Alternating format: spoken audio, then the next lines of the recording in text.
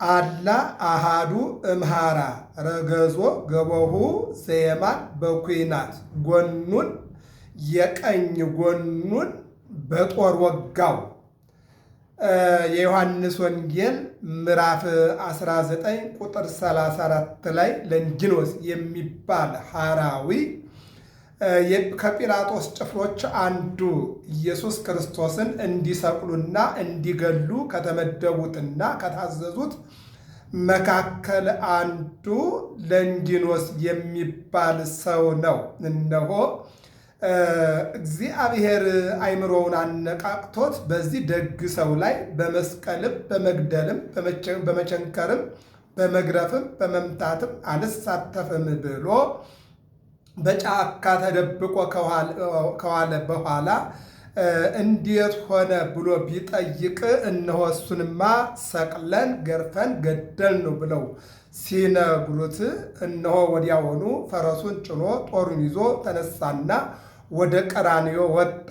ሲወጣ እነሆ የማናይና ጸጋማይ ጢጦስና ዳክርስ የሚባሉ ሁለት ወጣቶችን በግራና በቀኝ ሰቅለዋቸው የተሰቀሉትን ቅልጥማቸውን ቋንጃቸውን ቆርጠው ሲጥሉ ኢትስብሩ አጽሞ የሚል ትንቢታዊ ቃል ነበርና የጌታን ግን እነሆ ጉልበቱን አልሰበሩም፣ አጥንቱንም አልሰበሩም። ይልቁንም በ5 ሚስማር ግንባሩን፣ ደረቱን፣ እጆቹን፣ እግሮቹን ቸንክረው ራሱ ላይ የሾህ አክሊል ደፍተው 6666 ግርፋት ገርፈው ምራቃቸውን በላዩ ላይ ተፍተው በጥፊ መትተው ራሱን በበትር ደብድበው እየጣሉ እያነሱ አስረው የኋሊት ወደ ቀራንዮ መስቀል አሸክመው አውጥተው መስቀል ላይ ሰቅለው እነሆ ሥጋው ተቆርሶ ደሙ ፈሶ በቀራንዮ ላይ በመስቀል ላይ እንዳለ ይህ ለንጊኖስ እየሮጠ መጣና ምክንያቱም በሱ ስቅላት ላይ ያልተባበረ ሰው ቢኖር በእነሱ አዋጅ ይገደላል፣ ይሰቀላል፣ ይገረፋል፣ ይባረራልና እንዳልለይ ብሎ ልብ አድርጉ። ከስቅላቱ ከግርፋቱ እሱም ተመድቧል። ከጭፍራዎቹ አንዱ ነው። ከሐራውያኑ አንዱ ነው። ከወታደሮቹ አንዱ ነው። ነገር ግን ራሱን ሽፍት አደረገና ወደ ሌላ ቦታ አልሰቅልም፣ አልገልም፣ አልገርፍም ብሎ ከዋለ በኋላ መሞቱን መስቀል ላይ ተሰቅሎ ሥጋውን ቆርሶ ደሙን አፍሶ እነሆ መጣው ነፍሱን አሳልፎ መስጠቱ ሲሰማ እንደሞተ ማለት ነው። እንደ ሰውኛው ሲሰማ ጦሩን ይዞ በፈረስ ላይ ወጣና ቀራንዮ ጎኑን ወጋው። ጎኑን ሲወጋው ከቀኝ ጎኑ ውሃ ለብቻው ሸንዳ ሰርቶ ደም ለብቻው ሸንዳ ሰርቶ ይልቁንም ከደሙ ላይ አንዲት ነጠብጣብ ሂዳ አንድ አይና ነበርና ለንጊኖስ አንድ አይኑ ላይ ሂዳ ብታርፍ የታወረ አይኑ በራለት። እንዴ ምን አይነት ነው? እኔ ጎኑን በጦር ስወጋው ክፉ ባደረግኩባት ፈንታ መልካም ከፍሎ አይኔን አበራልኝ። ይልቁንም እኮ ሰምቻለሁ እሱ ሲሰቀል ፀሐይ ጨልማለች፣ ጨረቃ ደም መስላለች፣ ከዋክብት ተረግፈዋል፣ መቃብራት ተከፍተዋል፣ አለቶች ተሰነጣጥቀዋል፣ የቤተ መቅደስ መጋረጃ ተቀዷል። ይህን ሁሉ እኮ ሰምቻለሁ። ከ6 ሰዓት እስከ 9 ሰዓት ዓለም እኮ ጨለማ ውስጥ ነበረች። ይህን ሁሉ ሰምቻለሁ። ይህ አምላክ በእውነቱ ማን ነው ብሎ ሊመረምር ጀመረ ይላል። በስመ አብ ወወልድ ወመንፈስ ቅዱስ አሐዱ አምላክ አሜን። በዓለም ላይ የምትኖሩ ኦርቶዶክሳውያን የእግዚአብሔር ልጆች ሰላም እግዚአብሔር ይብዛላችሁ። ሐምሌ 23 ቀን ለንጊኖስ የተባለ ሐራዊ ምዕመን በሰማዕትነት ያረፈበት ዕለትን ነው። ይኸውም የቀኝ ጎኑን በጦር የወጋ የዮሐንስ ወንጌል ምዕራፍ 19 ቁጥር 34 ላይ የምናገኘው ነው። ጎኑን አልሰበሩም፣ ጉልበቱን አልሰበሩም። ኢትስብሩ አጽሞ የሚል ትንቢታዊ ቃል ነበርና አልሰበሩም ይልና ይልቁንም አንድ ሐራዊ ምዕመን መጣና ረገዞ ገቦሁ በኩናት በጦር ጎኑን ወጋው ይለናል። በስመ አብ ወወልድ ወመንፈስ ቅዱስ አሐዱ አምላክ አሜን። በዓለም ላይ ያላችሁ ኦርቶዶክሳውያን እግዚአብሔር ልጆች ሰላም እግዚአብሔር ይብዛላችሁ። ሐምሌ 23 ቀን ለንጊኖስ እየተባለ አንድ አይና ሰው ነው። የጲላጦስ ወታደሮችና ጭፍሮች የቅርብ አማካሪ ከሚባሉት አንዱ ነው። ይህ ሰው ጌታችን መድኃኒታችን ኢየሱስ ክርስቶስ በቀራንዮ በተሰቀለ ጊዜ ጲላጦስ ከመደባቸው ወታደሮች አቅም አላቸው፣ ጉልበት አላቸው፣ ኃይል አላቸው፣ ጨካኞች ናቸው ብሎ እንዲገርፉት፣ እንዲያስገርፉት፣ እንዲሰቅሉት፣ እንዲቸነክሩት፣ እንዲወጉት ከመደባቸው ጭፍሮች መካከል አንዱ ነው። ነገር ግን ሁሉም ክፉ አይደለም፣ ሁሉም በጎ አይደለምና ይህ ሰው እነሆ በዚህ ሰው ሞትና ግርፋት መተባበር አልፈልግም ብሎ ቀኑን ሙሉ ተሰውሮ ዋለ። በርቀቱ ነው ግን ሲገርፉትና ሲቸነክሩት ይልቁንም ደግሞ ከ6 ሰዓት እስከ 9 ሰዓት ዓለም በጨለማ ስትወረድ፣ ፀሐይ ስትጨልም፣ ጨረቃ ደም ስትመስል፣ ከዋክብት ሲረግፉ፣ መቃብራት ሲከፈቱ፣ አለቶች ሲሰነጣጠቁ፣ የቤተ መቅደስ መጋረጃ ሲቀደድ ጫካ ሆኖ ይህ ሁሉ መከራ ያይ ነበረ። መጨረሻ ላይ 9 ሰዓት ላይ ግን እነሆ ጠጋ አለና እንዴት አደረጉት አለና ጠየቀ። እሱማ ተገረፈ፣ መስቀል ተሸክሞ ቀራንዮ ወጣ፣ በተሸከመው መስቀል ተሰቀለ፣ ፊቱ ላይ ምራቅ ተተፋበት፣ ጭንቅላቱን በበትር ተመታ፣ ፊቱን በጥፊ ግራውንም ቀኙንም ፊቱን መቱት። ከዛ ግንባሩን፣ ደረቱን፣ እጆቹን፣ እግሮቹን በሚስማር ቸነከሩ። ያ ሲሆን ግን ምታተኛ ነውና ፀሐይ ጨለመለት፣ ጨረቃም ደም መሰለለት፣ ከዋክብት ተረገፉለት፣ መቃብራት ተከፈቱ፣ አለቶች ተሰነጣጠቁ፣ የቤተ መቅደስ መጋረጃ ተቀደደ እያሉ እነዚያ ክፉ ሰዎች ይህንን ተአምር እንኳን አይተው የማያምኑ እነሆ ተአምር አይተው እንኳን የማያምኑ ይህን ሲሉ፣ እሱ ግን በልቡ አምላክ ባይሆንማ ኑሮ የሁሉ መቼ ሆን ነበር አለና ፈረሱን ጭኖ ጦር ይዞ በፈረስ ላይ ሆነና በስቅላቱ ላይ በግርፋቱ ላይ ያልተባበረ ይገረፋል፣ ይገደላል የሚል አዋጅ ወጥቶ ስለነበረ ወይም ይባረራል ወይም ደግሞ እንደሱ ይደረጋል ተብሎ አዋጅ ወጥቶ ስለነበረ እየሮጠ ሄድና እነሆ አርፍጄ መጣሁኝ፣ ገረፋችሁት፣ ሰቀላችሁት፣ ገደላችሁት፣ ጥሩ አድርጋችኋል አለና ሩጦ ሄዶ የቀኝ ጎኑን በጦር ወጋው። ረገዞ ገበሁ ዘየማን ምንድን ነው የሚለው? የቀኝ ጎኑን በምን ወጋው? በጦር ወጋው አለ። ምንድን ነው የሚለው? አላ አሃዱ እምሃራ ረገዞ ገበሁ ዘየማን በኩናት። አንዱ ከጲላጦስ ጭፍሮች አንዱ የቀኝ ጎኑን በጦር ወጋው ይለናል። የቀኝ ጎኑን በምን ወጋው? በጦር ወጋው ይልና እነሆ ካጠገቡ በግራና በቀኝ ተሰቅለው የነበሩ እነሆ 2 ሰዎች ነበሩ። የነዚያን እነሆ ሰብረው ጣሏቸው፣ እየሰበሩ አጋደሟቸው። እሱን ግን ኢትስብሩ አጽሞ የሚል ትንቢታዊ ቃል ተቀምጦ ስለነበረ ጭኑን አልሰበሩም፣ የነዚያን ግን ሰበሩ። እየሮጠ ሄደና እሱ እነሆ ጎኑን በጦር ወጋው ይላል። ይልና ከተወጋው ጎኑ ላይ ከቀኝ ጎኑ ላይ ምን ፈሰሰ? ደም ፈሰሰ፣ ውሃ ፈሰሰ። 2 ሸንዳ ሰራ። አንዱ ደም አንዱ ደግሞ ውሃ መውረድ ጀመረ ይላል። በዚህን ጊዜ ከደሙ ነጠብጣብ አይኑን ቢነካው የታወረ አይኑ ዳነለት። ልባ ነው። መዝሙረኛው ልበ አምላክ ዳዊት ምን ይለናል? እንዲህ ይላል፣ ኢይቀስፍ ወትረ ወይትመዓ ዘልፈ አኮ በከመ ኃጢአትነ ዘገብረ ለነ ወኢፈደየነ በከመ አበሳነ።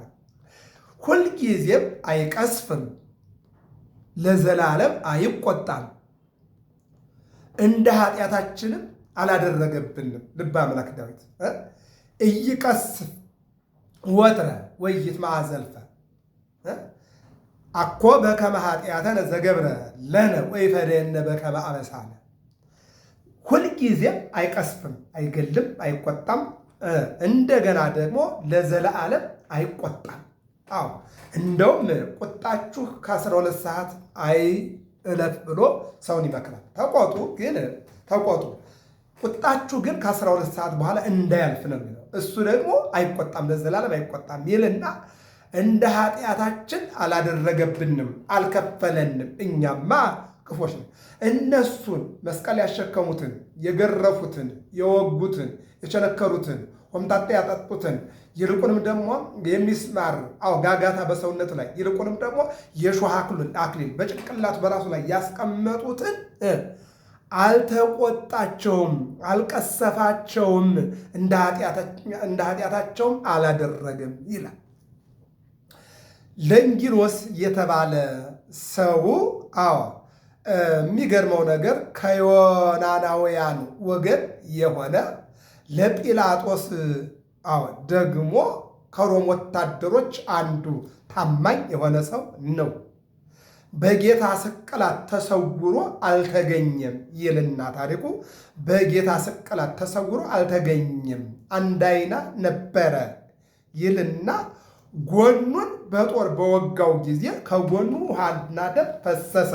የዮሐንስ ወንጌል ምዕራፍ 19 ቁጥር 34 ላይ የዮሐንስ ወንጌል ምዕራፍ 19 ቁጥር 34 ላይ አላ አሐዱ መሐራ ረገዞ ገበው ዘየማን በኩናት ከጭፍሮች አንዱ ሞተ ብሎ ቀኝ ጎኑን በጦር ወጋው እንጂ የጥቆስና የዳክርስን አጽማቸውን ማለት ጎናቸውን ሲሰሩ ባታቸውን ሲቆርጡ ጎናቸውን እየሰበሩ ሲጥሩ ኢትስበሩ አጽሞ የእሱን ግን አጽሙን እንዳትሰብሩ የሚል ትንቢታዊ ቃል ስለነበረ አጽሙን አልሰበሩም ይላል። ይልቁንም ጎኑን በጦር ሲወጋው እነሆ ደመ መለኮቱ ተፈናጠረና የጠፋውን ዓይኑን አንድ ዓይና ነበርና ቢነካው ዓይኑ በራለት ይላል። በዚህን ጊዜ ይላል እነሆ እኔ ክፉ ባደረኩበት ፋንታ እሱ መልካም አደረገልኝ። እንዴት የወጋውን ሰው ዓይኑን ይፈውሳል፣ ዓይኑን ያድነዋል አለና ይልቁንም ሲሰቀል ፀሐይ ጨለመለት፣ ጨረቃ ደም መሰለለት፣ ከዋክብት ረገፉለት፣ የቤተ መቅደስ መጋረጃ ተቀደደለት፣ ዓለቶች የተሰነጣጠቁ፣ ሙታን ተነሱ። ይህ ሁሉ ማን ቢሆን ነው? ከ6 ሰዓት እስከ 9 ሰዓት ዓለም በጨለማ ተመላች። ይህ ሁሉ ማን ቢሆን ነው አለና መመራመር ጀመረ ይላል። መመራመር ጀመረ። የሚገርመው ነገር በዚህ በማቴዎስ ወንጌል 26 ላይ እንደምንመለከተው በዮሐንስ ወንጌል ምዕራፍ 8 ላይ እንደምናየው ይሁዳ ወደ 500 ጭፍሮችን አስከትሎ ጎመድ ዱላ ይዘው መጠው በዚያ በደብረ ዘይት ሙራደ አቀብ ይላል ወይም የገነት መግቢያ የሆነችው ሱራፊ በሯን የሚጠብቃት በገነት በር ጌታ በዚያ ዘእም ደብረ ኤልዮን ይላል የሚጸልይባት 3 ክንድ የምትሆን ዋሻ ነበረች እና ያችን ማን ያውቃል? ይሁዳ ያውቃል። ሁለት ነገር አመላክቷቸዋል። አንደኛ ዮሐንስን ወልደ ዘብዴዎስ ሐዋርያው ዮሐንስና ጌታ በመልክ ይመሳሰላሉና ኢየሱስን ያዝን ብለን ዮሐንስን ብንይዘው ያመልጠናል። አንዱ ይሄ ነው። ሁለተኛው የት ቦታ እንደሚጸልይ ማናውቀውም ብለው እነዚህም ሁለት ነገር ነበርና አንደኛ ያለበትን ቦታ ያውቃለሁ አላቸው። ይህ መረጃ ሰጠ። ሁለተኛ ደግሞ እኛ ደቀ መዛሙርቶቹ እሱን ስናገኘው የምንሰጠው ሰላምታ አለና ለሱ በምሰጥበት ሰላምታ ሄጄ ስሰግድለት መጣችሁ ያዙት አለ። ይህ መረጃ ሰጣቸው። ስንት ብር ተቀብሎ? 30 ብር ተቀብሎ። ከዚህ በኋላ ወደዚያ ወደ ደብረ ዘይት ሄዱና ሲቀርቡት ማንን ትፈልጋላችሁ አላቸው። ኢየሱስን አሉት። ኢየሱስ ማለት እኔ ነኝ ሲላቸው ወደኋላ ወደቁ። በእነሱ ፈቃድ የሚያዝ ኢየሱስ የለም። በእነሱ ፈቃድ የሚሰቀል፣ በእነሱ ፈቃድ የሚቸነከር፣ በእነሱ ፈቃድ የሚገደል ኢየሱስ የለም። ስለሌለ ወደኋላ ወደቁ። በኋላ ግን ሰዓቱ ደርሷል ኑና ያዙኛልና ራሱን አሳልፎ ሰጣቸው። ከዚህ በኋላ ገረፉት። ከዚህ በኋላ ወተቱት። ከዚህ በኋላ አሰሩት። ከዚህ በኋላ ወደ ቀራንዮ መስቀል አሸከመው ወሰዱት። ከዚያ ሰቀሉት። ከዚያ በ5 ምስማር ቸነከሩት። ከዚያ እነሆ ኮምታጤ ያጠጡት። ከዚያ ራሱ ላይ የእሾህ አክሊል አስቀመጡ። ከዚያ ራሱን በዱላ መቱት። ከዛ ደግሞ ፊቱን በጥፊ ከዛም ቀጥሎ ምራቃቸውን ያን ቆሻሻ ምራቃቸውን በላዩ ላይ ተፉ። አሁን መጣው ነፍሱን አሳልፎ ሲሰጥ ለንጊኖስ መጣና በጦር ጎኑን ሲወጋው ከጎኑ በወጣው ማየገቦ እነሆ ተጠምቆ ክርስቲያን እንዲሆን ከጎኑ በወጣው ደመ መለኮት ደግሞ ዓይኑ እንዲበራለት ፈቃድ እግዚአብሔር ነበርና በመጀመሪያ ተፈናጥሮ ዓይኑ ቦጋለለት። ከዚህ በኋላ ማን ነው እያለ መመራመር ጀመረ። እንዴት ይህን ያክል ታምር የሚያደርግ ማን ነው? እንዲህ ይላል። ያን ጊዜ ጥሩ ውሃ ትኩስ ደም ፈሰሰ ከጎኑ ይላል የዮሐንስ ወንጌል ምዕራፍ 19 ቁጥር 34 ላይ ወሶቢያ ወፃ እምኔሁ ደም ወማይ። ያን ጊዜ ጥሩ ውሃ ትኩስ ደም ከጎኑ ፈሰሰ። እንደ ለሆኖ ከላይ አንድ ከታች እየራሱ ከላይ አንድ መሆኑ የተዋህዶ ከታች እየራሱ መሆኑ የተአቅቦ ልብ አድርጉ። እንደ ለፊደል እንግዲህ ከላይ እንደምታዩት እንትናት ከታች ክፍተት አለ። ከላይ ከጎኑ ላይ አንድ ሆኖ ወጣ። ዝቅ ብሎ ግን እዚህ ጋር ደም እዚህ ጋር ሆነና ተለያየ ይላል። ልብ አድርጉ። ለምሳሌ ዮርዳኖስ የምንጠቀምበት ወንዝ ዮርዳኖስ ከላይ ነቁ አንድ ነበረ። ዝቅ አለና ዮርዳኖስ በሚል ተከፋፈለ። ደሴት ተከፈለ። ዝቅ አለና ተገናኘ። ከላይ አንድ መሆኑ አዳም አንድ መሆኑ ዝቅ ብሎ መለያየቱ አሕዛብ በቁልፈት ክርስቲያኖች በግዝረት መለያየታቸው፣ ዝቅ ብሎ ደግሞ አንድ መሆኑ በኢየሱስ ክርስቶስ አንድ መሆናቸው በዚያ ተጠመቀ ነው የሚለው። አሁን ከጎኑ የወጣው ደም ደግሞ ሲወጣ ለሆነ ጭንቅላቱ አንድ ሆነ። ዝቅ አለና ለሁለት እግር እንዳለው አንዱ እግር ደም አንዱ ደግሞ ውሃ ሆነና ለየብቻ ወጣ። በደሙ የጠፋው ዓይኑ ብርሃን አየለት ይለናል። ወዘሬ ስማ ኮነ ያየ ሐራዊ ያየ ወንጌላዊ መሰከረ ይላል። ሐራዊ ማን ነው? ለንጊኖስ መሰከረ ያለ እነሆ ያየ ወንጌላዊ መሰከረ። ዮሐንስ ወንጌላዊ በመስቀል ስር ነበርና እነሆ ከጎኑ ደምና ውሃ ሲወጣ ተመለከተ። የተመለከተው ዘገበ ጻፈ ይለናል። ወአእመረ ውእቱ ከመ ጽድቀ ይነግር እውነት እንደሚያስተምር አወቀ፣ እውነት እንደተነገረ አወቀ ይላል። ሐራዊ ቢመን ማነው? ሰው ለንጊኖስ እውነተኛ ሰው ነው። ይህን ሰው መርምሬ ልወቀዋልና አወቀ። ይልቁንም ዮሐንስ ወንጌላዊ አምላኩ የተናገረው በሙሉ እንደተጠናቀቀ አመነ ይላል። ወአእመረ ውእቱ ከመ ጽድቀ ይነግር ከመ አንትሙ ትእመኑ እናንተም ታምኑ ዘንድ ይልና ወዝንቱ ነገር ከመ ይብጽሕ ቃለ መጽሐፍ ዘይቤ አጽሞ ይትስብሩ እምኔሁ። ይህ ነገር ልብ አሉ።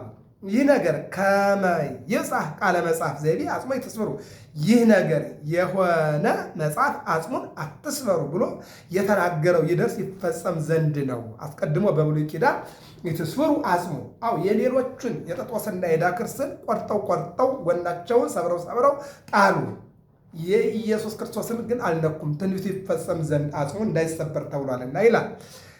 ወካዕበ ይብል ካልእኒ መጽሐፍ ሀለወሙ ይራእይዎ ለዘወግእዎ አለ። ዳግመኛም ሌላው መጽሐፍ እጁን እግሩን በቀኖት የቸነከሩትን ጎኑን በጦር ወግተው ያዩት ዘንድ አላቸው ተብሎ ተጽፏልና። ምን ተብሎ? የወጉትን በዓይናቸው ያዩታል፣ የወጉትን ያዩታል። ምን አለ? ዳግመኛም ሌላው መጽሐፍ እጁን እግሩን በቀኖት የቸነከሩትን ጎኑን በጦር ወግተው ያዩት ዘንድ አላቸው ብሎ የተናገረው ይደርስ ይፈጸም ዘንድ ነው። አሃዱ እምሃራ ረገዞ ገቦሁ ዘየማን አንድ ሐራዊ የቀኝ ጎኑን በጦር ወጋው። አስቀድሞ በብሉይ ኪዳን ሁለት ነገር ተነግሮ ነበር። አንደኛ ኢትስብሩ አጽሙን እንዳሰብሩ ተብሎ ነበርና፣ ሁለተኛ የወጉትን ያዩታል ተብሎ ነበርና። ኢትስብሩ ስለተባለ አልሰበሩም። የወጉትን ያዩታል ተብሎ ነበርና ወግተው አዩት ይለናል። አንድም እጁን እግሩን በቀኖት የቸነከሩት ጎኑን በጦር የወጉት በተአምራት ያዩት ዘንድ አላቸው ብሎ መጽሐፍ የተናገረው ይደርስ ይፈጸም ዘንድ ምን እጁን እግሩን ደረቱን እጆቹን እግሮቹን የቸነከሩት ጎኑን በጦር የወጉት በተአምራት ያዩት ዘንድ አላቸው ብሎ መጽሐፍ የተናገረው ይደርስ ይፈጸም ዘንድ ጎኑን የወጋው ለንጊኖስ ተአምር አየ። በማን? በራሱ ላይ ዓይኑ በራለት። ሌሎቹም ተአምር አዩ። ፀሐይ ሲጨልም፣ ጨረቃ ደም ሲመስል፣ ከዋክብት ሲረግፉ ያውሉ ሲአዩ ተመለከቱ ይለናል። ወፃ እምኔሁ ደም ወማይ የወጋው አንድ ሐራዊ አይደለምን ቢሉ ሺህ በመከረ አንድ ወረወረ እንዲሉ ፈቃድ የሁሉ ከሆነ ብሎ ነው ይላል። ሺህ በመከረ አንድ በወረወረ የመከሩ ሺዎች ናቸው፣ የተሳተፉት ትንሾች ናቸው። የመከሩት ብዙዎች ናቸው፣ የወጋው ግን አንድ ሐራዊ ነው። ሺህ በመከረ አንድ በወረወረ እንዲሉ ይለናል ማለት ነው። አንድም መጽሐፍ ስም ካልጠራ ማብዛት ልማድ ነውና ካህናት ህሉፋነ ፍኖት ከበቱ ፍኖተ እግዚኦሙ እንዲል በቀኖት እጁን እግሩን የወጉትን ደርቦ ቆጥሮ ወግእዎ አለ። ግንባሩን የወጓሉ ደረቱን ይወጓሉ፣ እጆቹን ይወጓሉ፣ እግሮቹን ይወጓሉ። እንደገና ጎኑን በጦር ይወጋልና እነዚህን ሁሉ ደምሮ የወጉትን ያዩታል አለና ተናገረ ይለናል።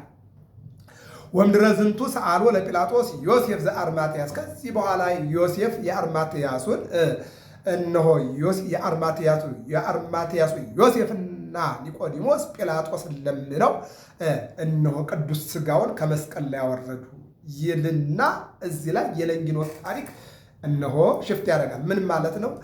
ለንጊኖስ እነሆ ትናንትና ላይ ክፉ የነበረ ነገር ግን ከሰዎች ጋር አይቀርብም፣ በብቻው ይጓዝ የነበረ ሰው ነው እና ጲላጦስ አብረህ አንተም ሂድና እሰር፣ ሂድና አስቸንክር፣ ውጋ ብሎ ቢያዘው በጫካ ውሎ መጨረሻ ላይ ግን ከነሱ የተለየ ተብሎ እርምጃ እንዳይወሰድበት ሂዶ ጎኑን ወጋው እንጂ አምኖበት አልወጋውም። አንደኛ አምኖበት አልወጋውም። አምኖበት ቢወጋው ኑሮ በደሙ አይኑን አያበራለትም ነበር። አምኖ ከሰዎች ጋር ለመኖር ነው። አያችሁ፣ ለዚህ እኮ ነው እኮ ጲላጦስ ቀን ቀን ሳይሄድ ሌሊት ሌሊት ከጌታ ጋር እየደማር የነበረው። ቀን በሚታይ ቢሆን ኖሮ እነሆ ከሱ ጋር የተገኘ ከከተማ ይውጣ ከሹመቱ ይሻር የሚል ሕግ ስለነበረ እነሆ ሌሊት ሌሊት በጨለማ እየሄደ ይማር የነበረ ያንን የአይሁድን ውሳኔ ለመጠበቅ ነበር ይለናል።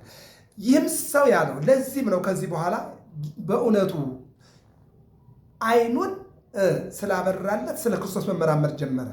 እኔ መጥቼ በጦር በወጋው እሱ አይኔን ያበራልኝ፣ እንደገና ደግሞ ብዙዎች ተረባርበው ቢቸነክሩት፣ ቢወጉት፣ ቢገርፉት፣ ሆምጣጤ ቢያጠጡት፣ መስቀል ቢያሸክሙት፣ እሾህ በላዩ ላይ ቢያደርጉ እነሆ እሱ ግን ይህ ሁሉ ታምራት ያደረገ ማን ነው ብሎ መመራመር ሲጀምር እነሆ ጌታችን መድኃኒታችን ኢየሱስ ክርስቶስ ቅዱስ ጴጥሮስን ሂድና ይህን ሰው አስተምረው አለው።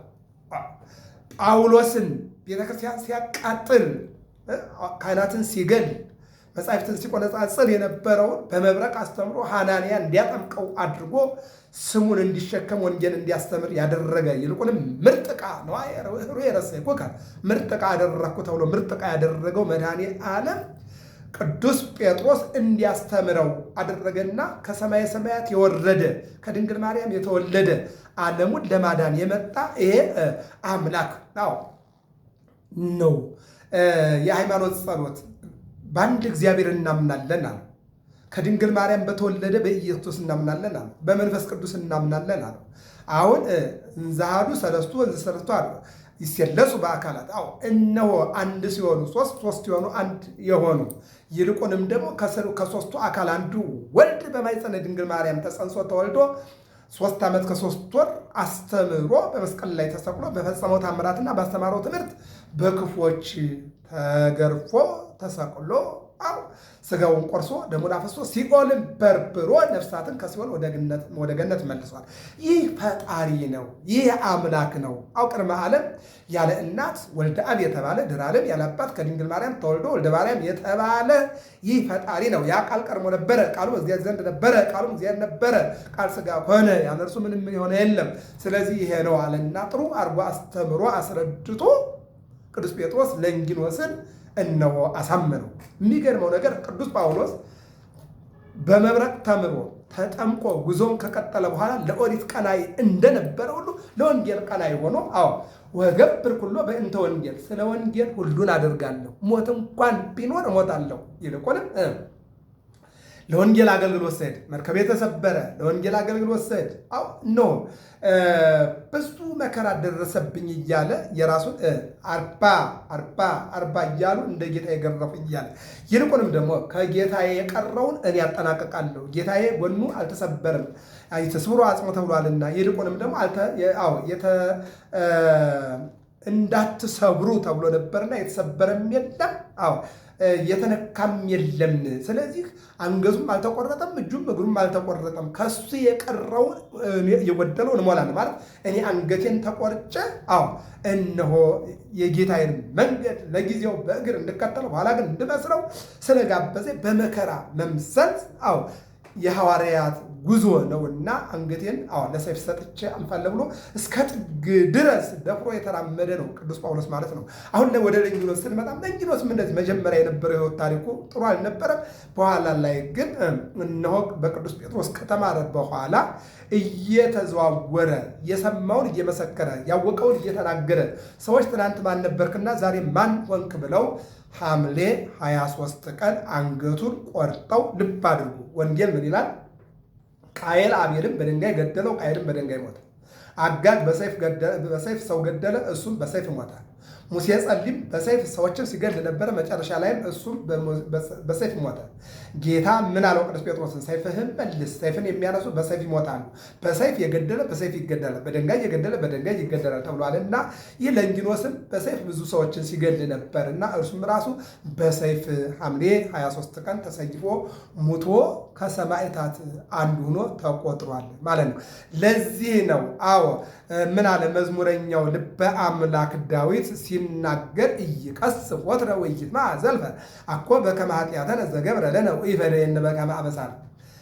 ሁልጊዜም አይቀስፍም ለዘላለምም አይቆጣም እንደ ኃጢአታችንም አላደረገም ይልና አሃዱ ሐራዊ ረገዞ ገቦሁ ዘየማን በኩናት።